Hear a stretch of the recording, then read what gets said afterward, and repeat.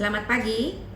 Memasuki minggu ketiga Prapaskah ini, marilah kita beribadah kepada Tuhan dengan menghayati bahwa kita masuk rumah Tuhan dan mengarahkan diri kepada Kristus Raja Gereja. Dengan bangkit berdiri, mari kita muliakan namanya seraya menyanyikan pelengkap Kidung Jemaat 13. Kita masuk rumahnya.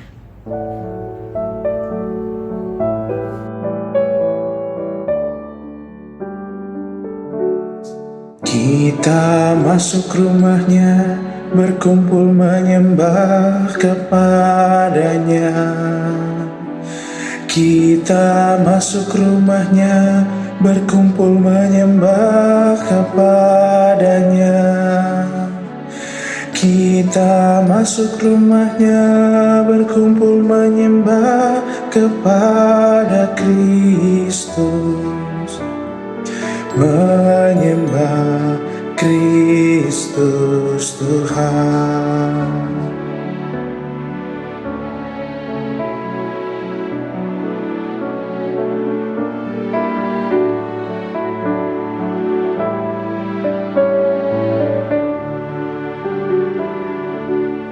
Muliakan namanya dan angkat tanganmu kepadanya. Muliakan namanya dan angkat tanganmu kepadanya.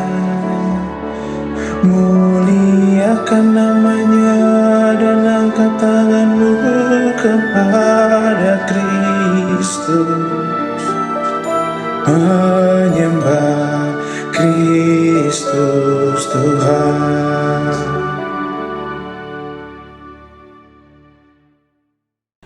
Kebaktian Minggu Prapaskah ketiga ini terselenggara karena pertolongan Tuhan, pencipta semesta dan yang senantiasa memelihara kita. Amin, amin, amin.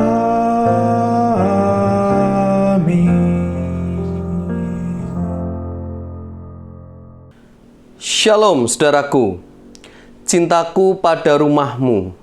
Tema ini akan kita hayati bersama pada hari ini melalui kisah penyucian bait Allah yang dilakukan Yesus. Penyediaan hewan-hewan kurban dan penukaran uang untuk keperluan peribadatan umat telah bergeser untuk kepentingan sendiri. Yesus marah karena bait Allah tidak lagi dipakai untuk menyatakan cinta manusia kepada Allah, namun hanya untuk kepentingan sendiri. Panggilan Allah kepada kita untuk menyatakan bakti kita kepadanya, kita ungkapkan dengan peribadahan yang kita selenggarakan.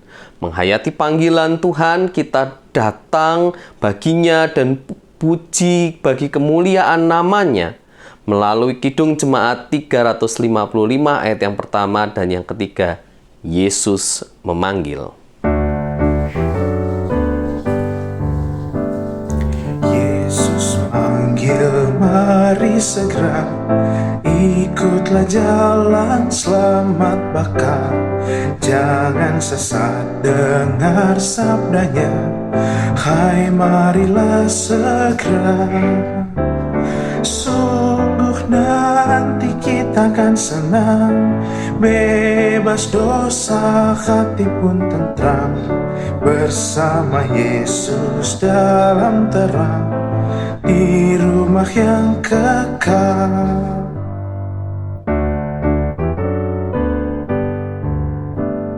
Jangan kau lupa Ia serta perintah kasih-Nya patuhilah.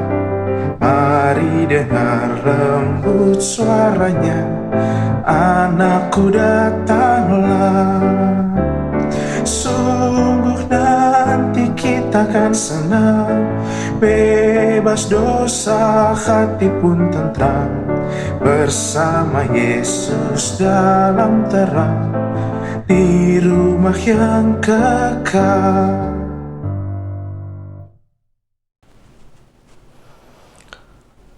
Marilah saat ini kita akui dosa dan kesalahan kita di hadapan Tuhan. Mari kita berdoa. Ya Kristus, kami datang dengan pengakuan bahwa seringkali kami menjalani hidup dengan memusatkan kepada diri kami sendiri. Kami sering menutup mata atas cinta-Mu yang besar atas hidup kami. Kerap kali kami mengesampingkan keberadaan sesama kami dan mengejar hawa nafsu dan keserakahan kami. Ajar kami untuk kembali memusatkan hidup hanya kepada Kristus, yang mampu memberi diri dan berbagi sebagai perwujudan cinta. Inilah pengakuan kami, dalam rahmat-Mu kami mohon pengampunan, belas kasih karunia, dan bersihkanlah ya Tuhan atas dosa kami. Amin.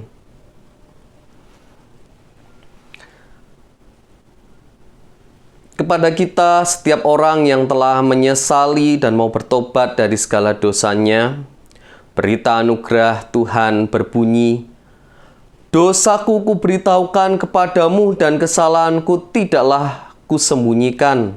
Aku berkata, aku akan mengaku kepada Tuhan pelanggaran-pelanggaranku. Dan Engkau mengampuni kesalahan karena dosaku." Mazmur 32 ayat yang kelima. Demikianlah berita anugerah dari Tuhan. Syukur kepada Allah.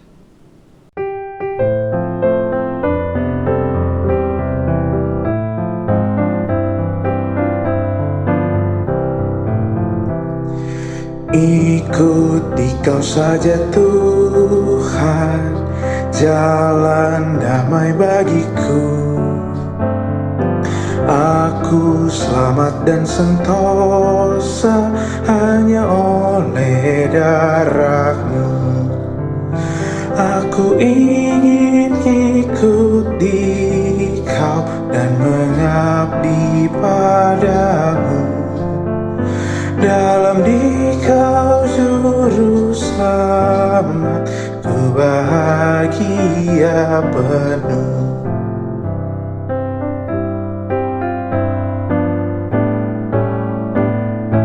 Ikut dalam kesucian,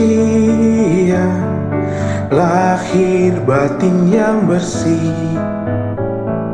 Aku rindu mengikuti suri yang Engkau beri. Aku ingin ikut Dikau dan mengabdi padamu. Dalam Dikau juru selamat, ku bahagia penuh.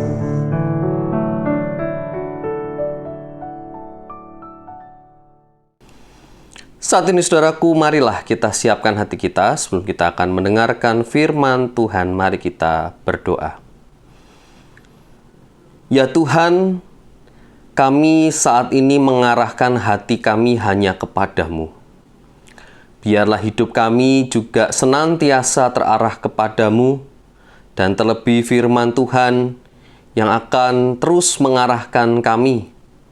Roh Kudus yang akan membimbing kami juga supaya setiap firman yang kami dengar tidak berlalu, namun dapat kami pahami, kami mengerti, dan kami lakukan dalam kehidupan kami. Kami rindu Tuhan dapat berfokus akan firman-Mu di dalam hidup ini. Jangan biarkan ibadah kami justru ternoda karena keegoisan, karena cara pandang kami terhadap materi dan segala hal yang duniawi. Biarlah kami dapat mengarahkan iman kami secara murni kepadamu ya Tuhan. Kami percaya Engkau yang membimbing kami, Engkau yang saat ini bersama-sama dengan kami. Bersabdalah ya Tuhan, karena kami siap untuk mendengar. Di dalam nama Tuhan Yesus Kristus kami berdoa. Amin. Bacaan Injil diambil dari Yohanes pasal yang kedua, ayat yang ke-13 hingga 22. Ketika hari raya Paskah orang Yahudi sudah dekat, Yesus berangkat ke Yerusalem. Dalam bait suci didapatinya pedagang-pedagang lembu, kambing domba, dan merpati, dan penukar-penukar uang duduk di situ. Ia membuat cambuk dari tali, lalu mengusir mereka semua dari bait suci dengan semua kambing, domba, dan lembu mereka. Uang penukar-penukar dihamburkannya ke tanah, dan meja-meja mereka dibalikannya. Kepada pedagang-pedagang merpati ia berkata, "Ambil semuanya ini dari sini. Jangan kamu membuat rumah Bapakku menjadi tempat berjualan." Maka teringatlah murid-muridnya bahwa ada tertulis, "Cinta untuk rumahmu menghanguskan aku." Orang-orang Yahudi menantang Yesus, katanya, "Tanda apakah dapat engkau tunjukkan kepada kami bahwa engkau berhak bertindak demikian?" Jawab Yesus kepada mereka, "Rombak bait Allah ini, dan dalam 3 hari aku akan mendirikannya kembali." Kata orang Yahudi kepadanya, 46 tahun orang mendirikan bait Allah ini, dan engkau dapat membangunnya dalam 3 hari? Tetapi yang dimaksudkannya dengan bait Allah ialah tubuhnya sendiri. Kemudian sesudah ia bangkit dari antara orang mati, barulah teringat oleh murid-muridnya bahwa hal itu telah dikatakannya. Dan mereka pun percayalah akan kitab suci dan akan perkataan yang telah diucapkan Yesus. Demikianlah Injil Yesus Kristus. Yang berbahagia ialah mereka yang mendengarkan firman Tuhan dan yang memeliharanya. Hosiana.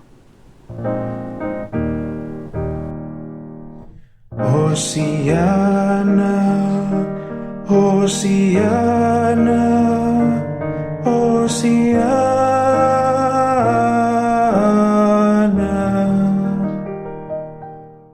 Shalom, Jemaat GKI Menteng yang dikasihi oleh Tuhan. Bagaimana kabar Anda hari ini? Salam juga dari Jemaat GKI Kelapa Cengkir. Kita bersyukur bisa mengadakan pertukaran pelayan kebaktian setahun 2 kali antara GKI Menteng dan juga GKI Kelapa Cengkir. Nah, saudaraku, pandemi yang sudah mungkin setahun kita lalui, seberapa besar Anda kangen beribadah di GKI Menteng, saudara-saudara? Apa yang paling Anda kangenin saat Anda beribadah di GKI Menteng, saudara-saudara? Kalau Bapak Ibu tanya ke saya apa yang paling dikangenin di Kelapa Cengkir, saya juga menanyakan hal ini kepada jemaat saya. Banyak yang menjawab, "Pak, paling kangen adalah ketemu sama teman-teman, sama jemaat-jemaat yang lain, dan juga sambil makan." Di depan halaman GKI Kelapa Cengkir banyak penjual-penjual. Ada yang jual cireng, ada yang jual cicongfan. Salah satu menu favorit di GKI Kelapa Cengkir adalah cicongfan, Bapak Ibu. Karena mereka habis beli itu lalu ngobrol langsung sama jemaat. Persekutuannya yang paling dikangenin. Kebersamaannya, ngobrolnya, ketemu dengan saudara-saudara, itu yang paling dirindukan. Saya sendiri merasakan kehangatan itu saat beribadah di GKI Menteng setelah kebaktian, lalu turun, kita makan bersama di situ ya. Entah di situ mungkin ada makanan yang berat ataupun snack, kita bisa ngumpul ngobrol di sana. Dan saya perhatikan Bapak Ibu kalau beribadah di GKI Menteng, setelah ibadah itu bisa ngobrol lebih dari setengah jam bahkan. Kalau di Cengkir mungkin ngobrol setelah kebaktian itu tidak lama, Bapak Ibu. 15 menit, 20 menit itu paling lama. Jadi saya sangat mengapresiasi sekali jika GKI Menteng punya ruangan yang bawah yang cukup besar untuk ngobrol ya, untuk menjalin yang namanya persekutuan yang hidup, persekutuan yang penuh dengan cinta kasih. Mungkin itu juga yang paling Anda rindukan di GKI Menteng, saudara-saudara. Nah, saudaraku, tidak hanya ritual ibadah yang menjadi unsur penting dalam kerinduan kita bergereja, tapi juga unsur persekutuan.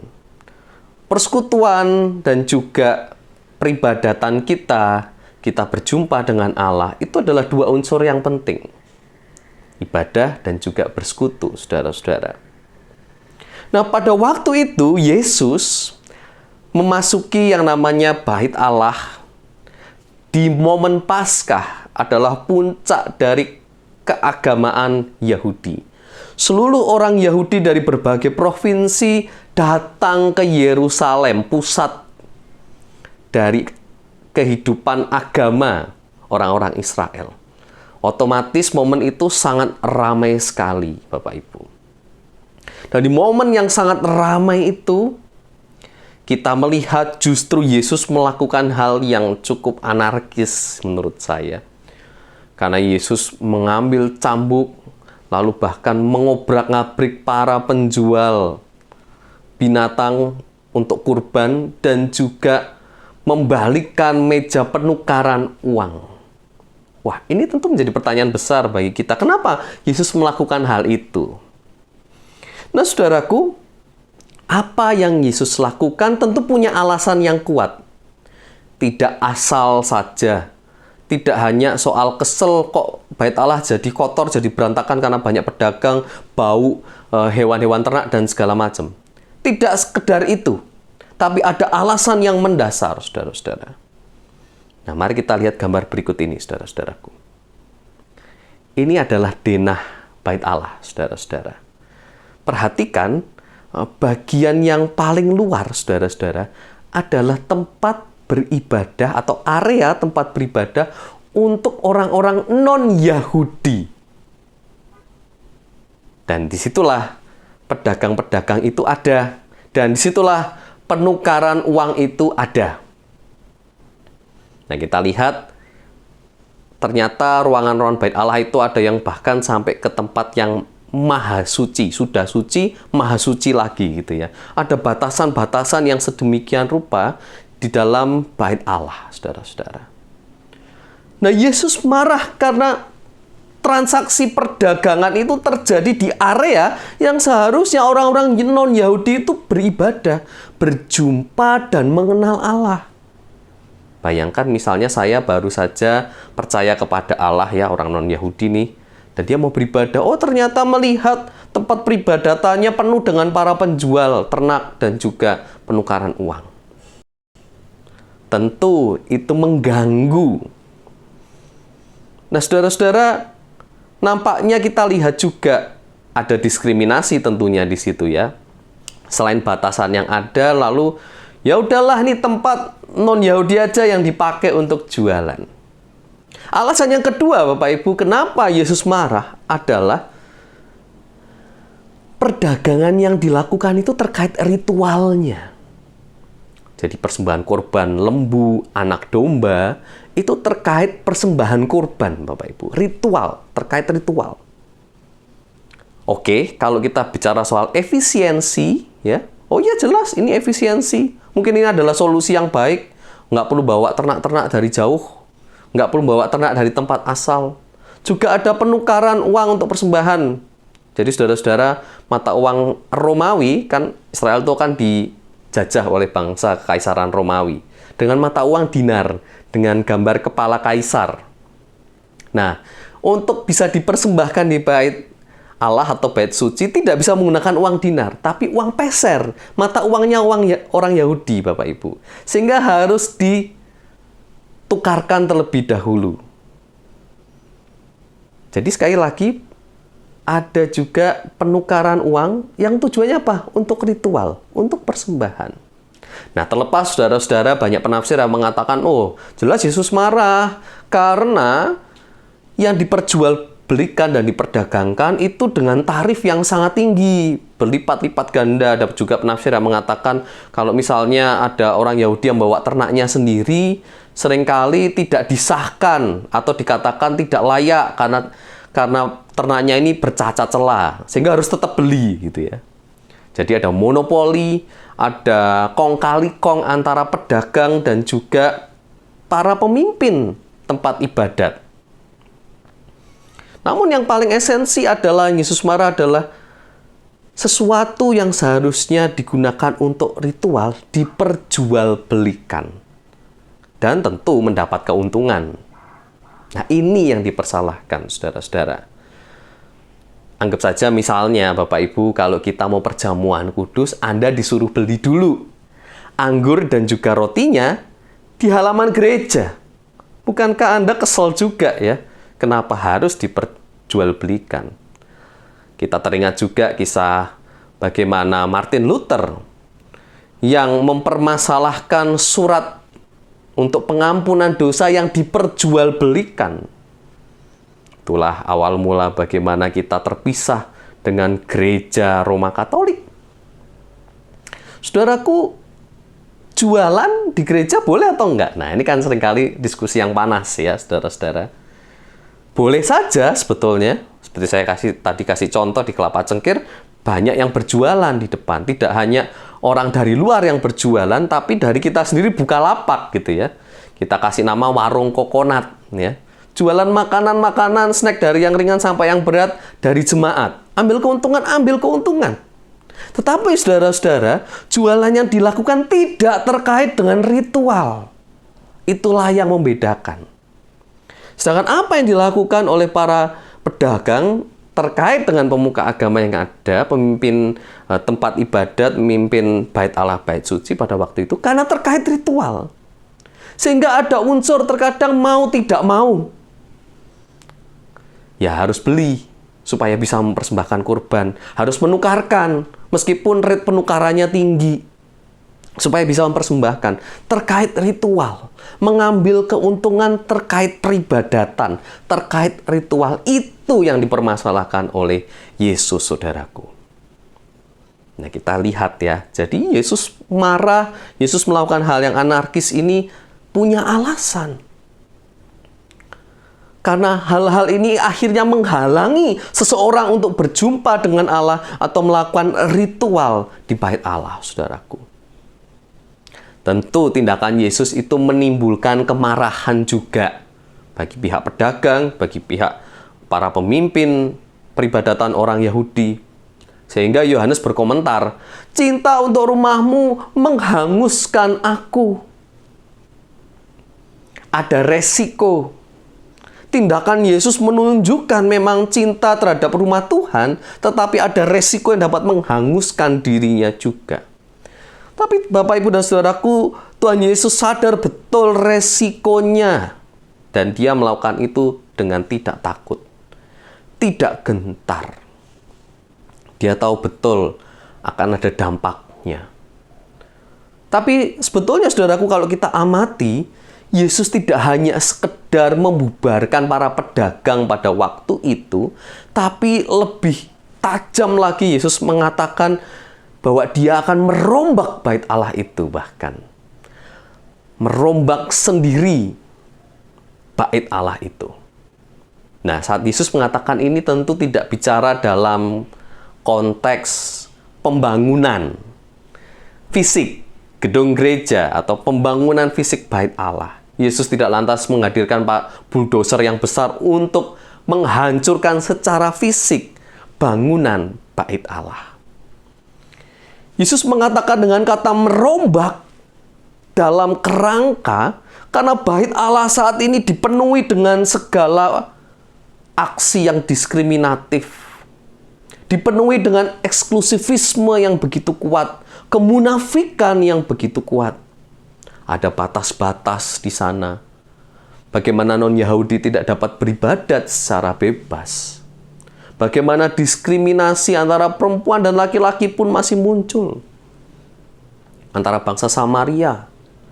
Dan bentuk-bentuk diskriminasi yang lain. Eksklusivisme.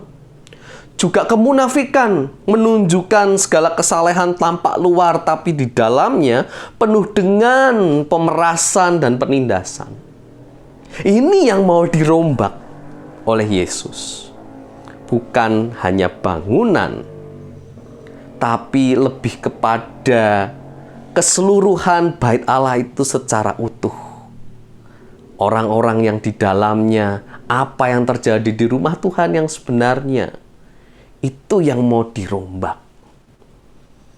Nah, saudaraku, kita melihat bahwa apa yang dilakukan Yesus ini sangat berorientasi kepada relasi dengan Allah. Bagaimana orang dapat beribadah, bagaimana orang dapat berelasi dengan Tuhan kalau ternyata di dalamnya sendiri penuh dengan ketidakadilan dan diskriminasi, penuh dengan pembatasan. Relasi dengan Tuhan sangat-sangat terbatas, saudara-saudara. Oleh karena itu, saat Yesus disalibkan, maka robeklah tirai di dalam bait Allah yang memisahkan antara ruang Maha Kudus dan ruang kudus. Menunjukkan bahwa perombakan itu terjadi secara nyata. Menunjukkan juga bahwa di atas kayu salib ini adalah persembahan sekali untuk selama-lamanya. Oleh karena itu kita sebagai orang Kristen tidak lagi mempersembahkan korban. Tidak perlu lagi. Karena Yesus sudah mengorbankan dirinya demi kita. Berelasi dengan Allah sedekat mungkin, tanpa batas, tanpa sekat, dan penuh dengan penerimaan dan cinta kasih.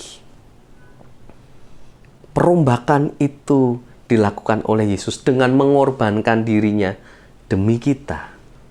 Jadi kita harus melihat teks ini, Bapak Ibu, tidak secara hurufiah atau skup yang kecil, tapi skup yang lebih luas, yaitu karya keselamatan Yesus. Maka tentu punya alasan yang kuat apa yang dilakukan Yesus. Meskipun terkesan anarkis, tapi tindakan itu perlu dilakukan untuk dapat merombak kehidupan spiritual. Tidak hanya orang Yahudi, tapi kita juga yang percaya dan beriman kepada Yesus Kristus. Sehingga pertanyaannya menjadi begini di zaman sekarang, saudaraku. Apa arti ibadah kita? Apalah arti ibadahmu kepada Tuhan? Apa yang menjadi motivasi ibadah kita, Bapak Ibu? Apakah uang yang menjadi motivasinya? Bisa saja loh, uang itu menjadi motivasi utama dalam ibadah kita. Wah, saya ke gereja GKI Menteng. Ya, tujuannya ya cari klien lah. Mungkin pekerjaan kita sebagai agen asuransi. Atau agen produk-produk yang lain. Ya, mumpung nih banyak orang di GKI Menteng. Saya mau cari klien-klien baru. Keuntungan. Kita melihat jemaat sesama kita, persekutuan kita sebagai ladang duit. Bisa saja. Kita berusaha mengegolkan proyek-proyek kerjaan kita yang kita miliki supaya nanti gereja mau pakai. Dan itu bukan persembahan, kadang malah dipatok keuntungan yang sebesar-besarnya. Jadi kita melihat gereja itu sebagai ladang uang kita. Dan mungkin kita memeras gereja seperti sapi perahan. Kita melihat ada potensi masa, potensi uang di situ. Sehingga fokus kita bukan lagi kepada Tuhan saat kita beribadah ke GKI Menteng, tapi kita melihat itu adalah potensi uang, keuntungan semata buat kita. Ya, berdagang di gereja boleh saja gitu ya. Tapi apakah fokusnya hanya kepada keuntungan uang? Pertanyaannya di situ, saudaraku. Kalau fokusnya hanya pada keuntungan uang, tentu itu menjadi salah. Atau kita mencari ketenaran di tengah gereja karena banyaknya orang. Sehingga kita cenderung, wah saya pengen aktif supaya orang mengenal saya. Supaya saya terkenal, mendapatkan sanjungan, mendapatkan pujian. Maka saya aktif. Atau kita mencari nama baik di sana. Ini loh saya yang sudah berkarya sekian puluh tahun di GKI Menteng. Harusnya kamu menghargai saya dong. Nah, saudara-saudara, apa yang menjadi motivasi pelayanan, motivasi beribadah kita di GKI Menteng ini, saudara-saudara? Apa? Apa arti ibadah kita? Jangan-jangan bukan lagi Tuhan yang menjadi fokusnya, tapi hal-hal duniawi ini yang menjadi fokusnya. Bicara soal uang, bicara soal ketenaran, bicara soal prestis. Itu jangan-jangan yang kita cari, saudaraku. Saya tidak mengajak gereja menjadi eksklusif dan tertutup terhadap dunia ini, saudaraku. Tidak. Di GKI Kelapa Cengkir kita mengadakan yang namanya mini MBA. Sempat bekerja sama dengan GKI Putih setahun 2 tahun yang lalu, saudaraku.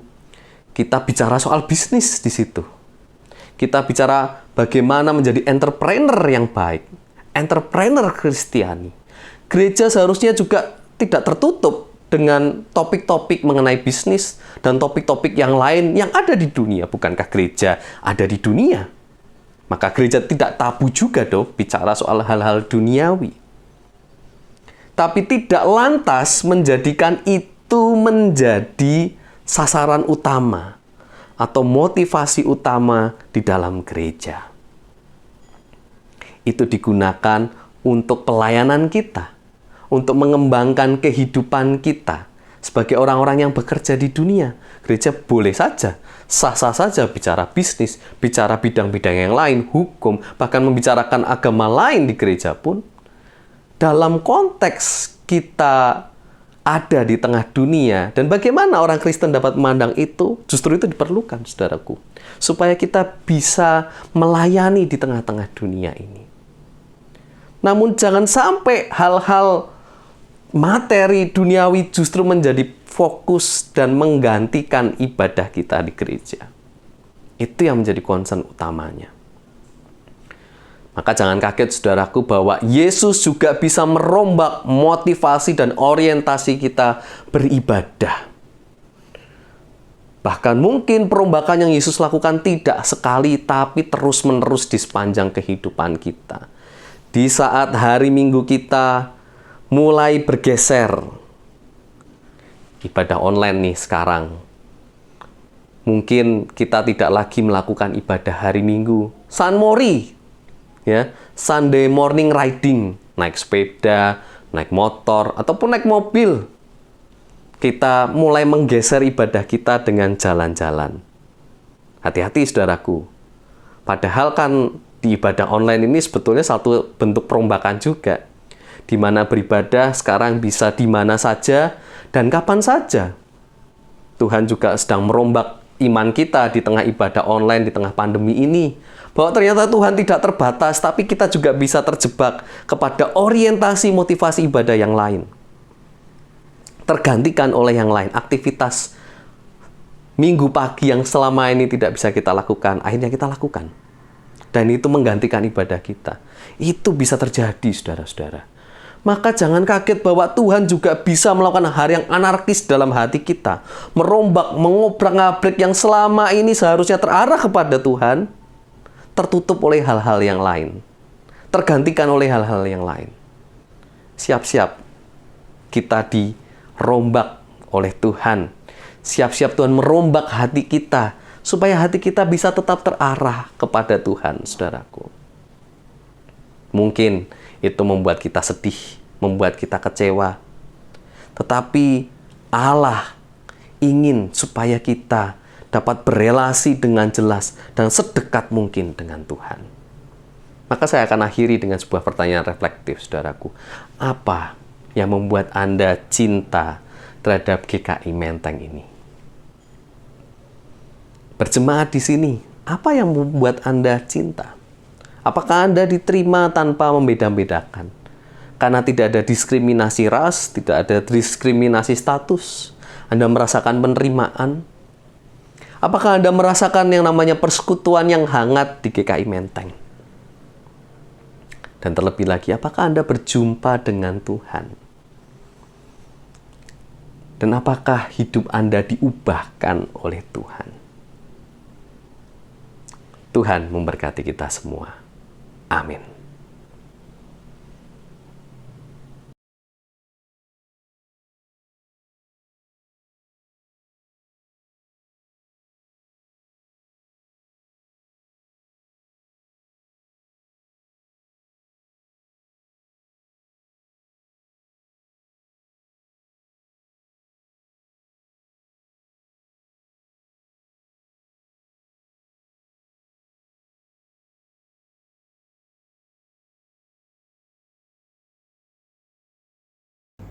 Jemaat yang terkasih dalam Tuhan, mari bersama-sama umat Tuhan di segala tempat dan waktu, kita nyatakan kembali pengakuan iman kita menurut pengakuan iman rasuli. Aku percaya kepada Allah, Bapa yang Maha Kuasa, Halik langit dan bumi, dan kepada Yesus Kristus anak yang tunggal Tuhan kita, yang dikandung daripada Roh Kudus, lahir dari anak darah Maria, yang menderita di bawah pemerintahan Pontius Pilatus, disalibkan, mati dan dikuburkan, turun ke dalam kerajaan maut.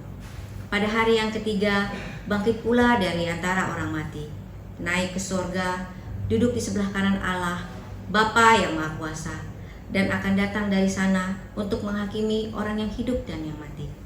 Aku percaya kepada Roh Kudus, gereja yang kudus dan am, persekutuan orang kudus, pengampunan dosa, kebangkitan orang mati, dan hidup yang kekal. Amin.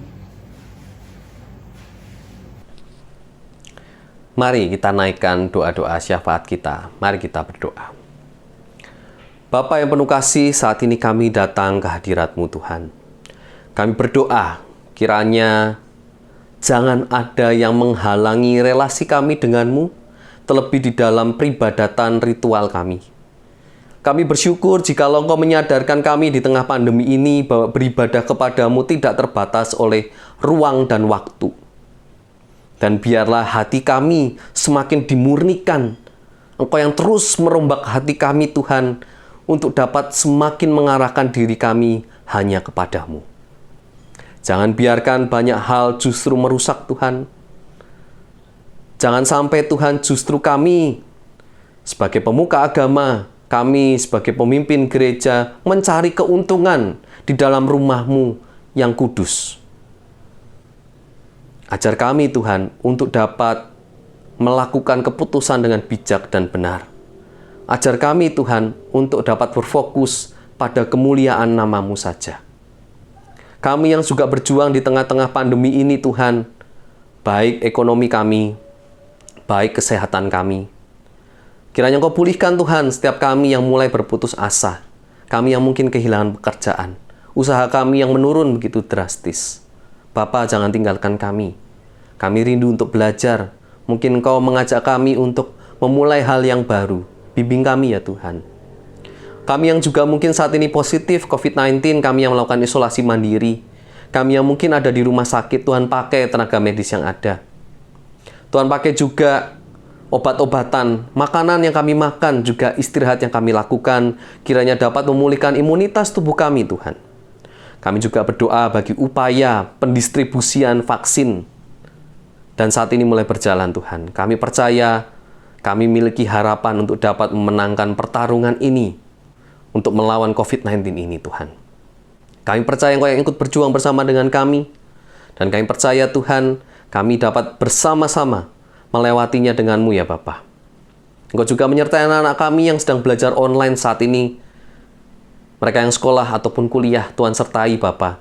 Buat setiap gadget yang digunakan, buat setiap koneksi yang digunakan, kiranya penyampaian materi pelajaran dapat diterima dengan baik. Kami juga berdoa dalam relasi keluarga kami, Bapa.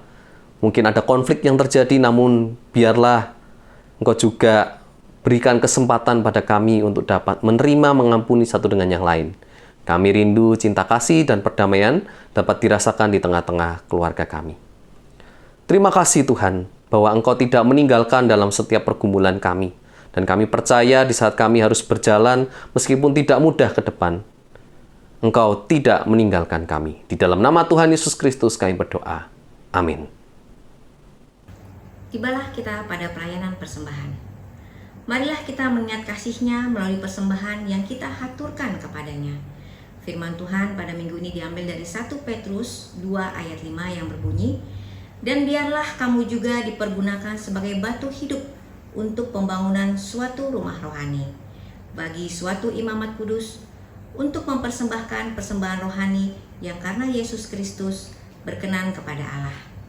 Sambil kita mengirimkan persembahan kita menyanyikan lagu dari pelengkap Kidung Jemaat 146 ayat 1-3, "Bawa Persembahanmu."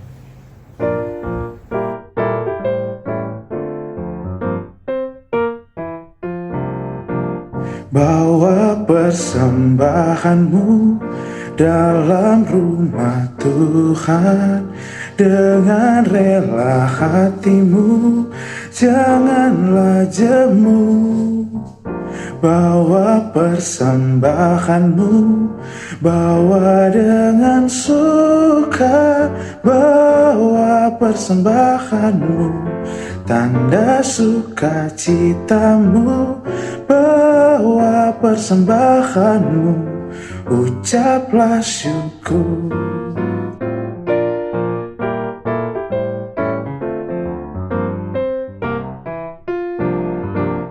persembahkan dirimu untuk Tuhan pakai, agar kerajaannya makin nyatalah.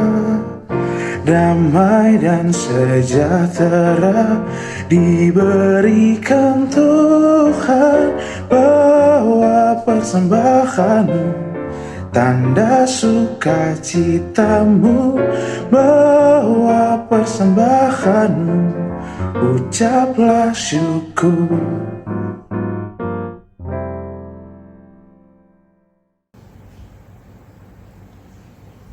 Marilah kita mendoakan persembahan kita. Tuhan Allah Bapa yang baik, kami sujud bersyukur atas segala kebaikan Tuhan dalam hidup kami. Tuhan, sertailah kami selalu setiap saat, agar kami layak di hadapan Engkau. Pagi ini kami datang membawa persembahan kami, yang kami peroleh karena kemurahan-Mu juga. Berkatilah orang-orang yang mengelolanya ya Tuhan, agar semua hanya untuk kemuliaan Tuhan saja. Kami berdoa dalam nama Tuhan Yesus Kristus.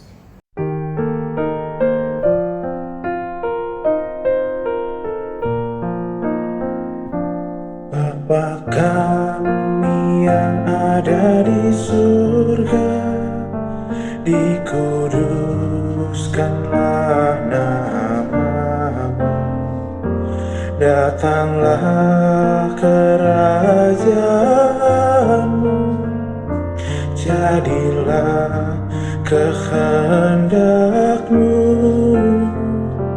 di bumi seperti di surga.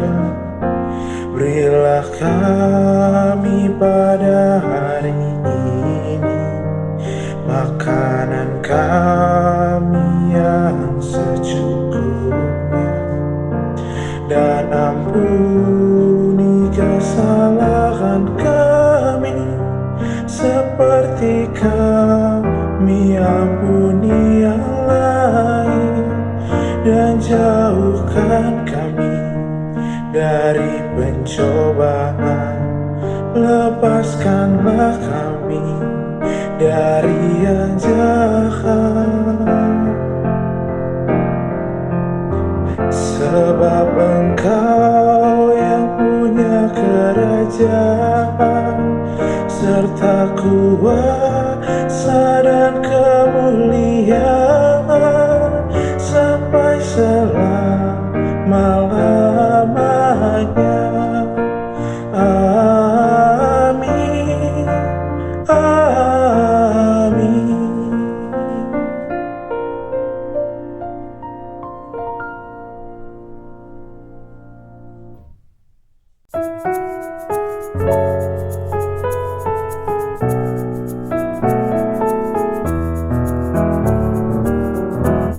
Apalah arti ibadahmu kepada Tuhan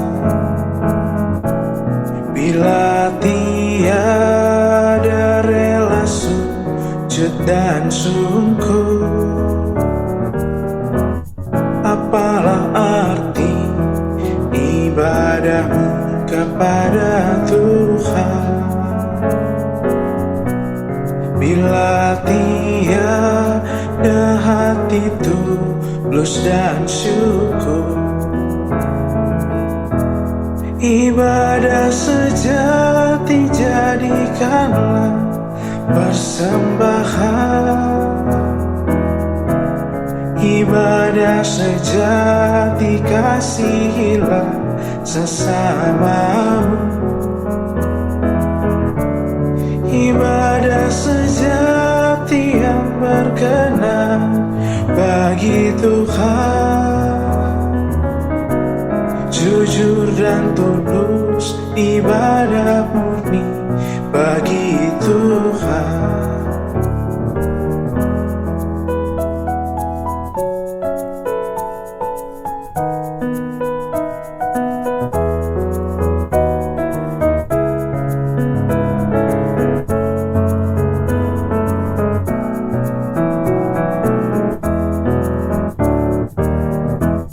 Berbahagia orang yang hidup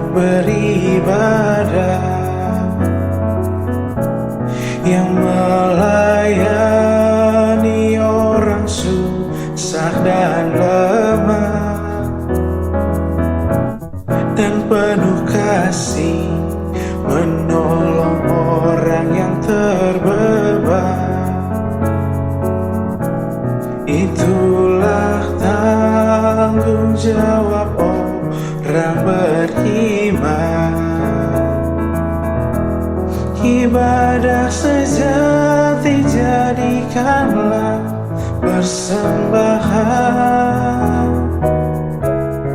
Ibadah sejati kasihilah sesamamu.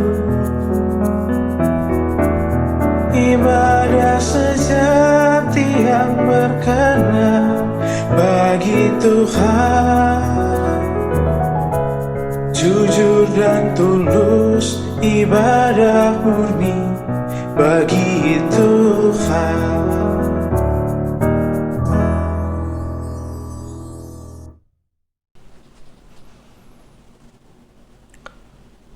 Saudaraku, rayakanlah setiap perjumpaan dengan Kristus dalam kehidupan saudara.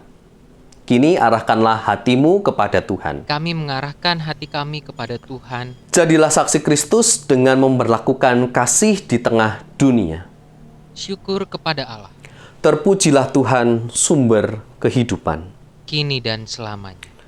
Undur dan kembalilah ke tempat saudara masing-masing dengan tetap mengingat dan percaya bahwa Tuhan Yesus Kristus dalam kuasa Roh Kudus akan menguatkan dan memimpin saudara.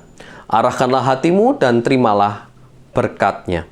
Tuhan berkati engkau dan melindungi engkau. Tuhan menyinari engkau dengan wajah-Nya dan memberi engkau kasih karunia. Tuhan menghadapkan wajah-Nya kepadamu dan memberi engkau damai sejahtera. Amin.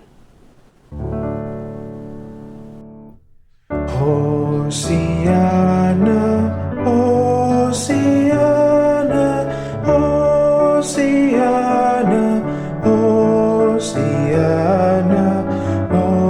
Hosiana. Amin, amin, amin.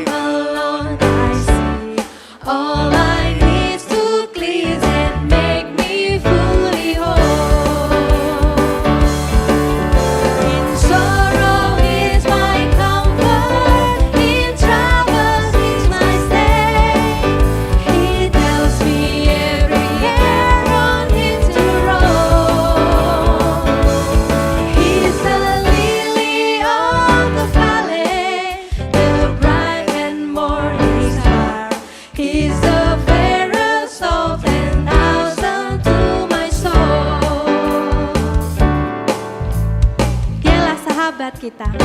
Dia melebihi segalanya bagi kita.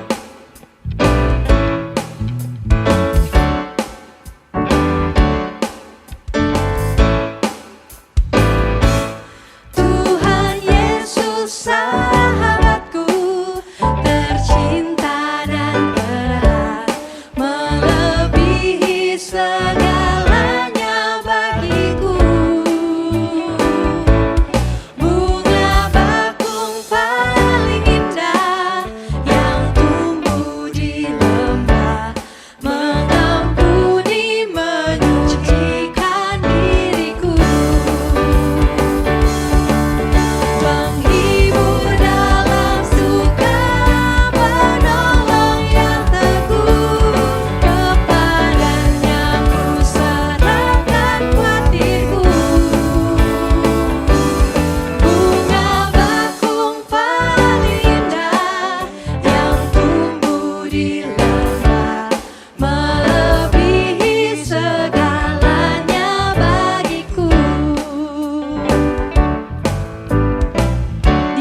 Yang mau menjadi sahabat, dan dia juga yang menjadi roti hidup yang mengenyangkan kita, memenuhi segala kekurangan kita.